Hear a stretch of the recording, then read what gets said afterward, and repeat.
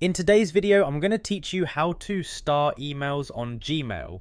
Alright, so I'm starting here on my browser and I'm just going to head over to gmail.com. Once it loads, I'll make sure I'm signed into my account and now I'm looking at my inbox with all my emails listed out. From here, I'm going to move over to the left hand side where you see all the sections like inbox, sent, drafts and so on. I'll click on mail just to make sure I'm in the main mail view, and then I'll go ahead and click on inbox so I can see all the emails that have come in.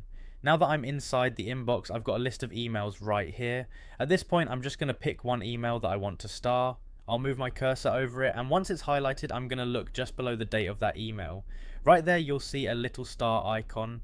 It might be grey or empty. If it hasn't been starred yet, I'm going to click on that star, and as soon as I do, it changes colour, usually yellow, showing that this email is now starred. And that's it, that email is now marked so you can find it easily later, or just keep it highlighted as something important.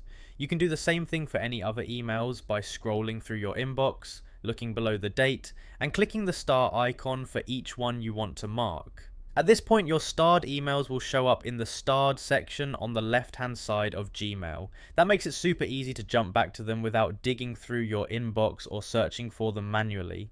I'll go ahead and do another one just to show you again. Click on a different email, look just below the date, click the star, and now it's starred as well. You can keep doing this for as many emails as you want, and it helps keep your inbox organized by letting you quickly see the messages you care about most. Once you've starred all the emails you want, you're good to go. You can always add or remove a star later by clicking the icon again, and it's a really simple way to keep your important messages easy to access whenever you need them.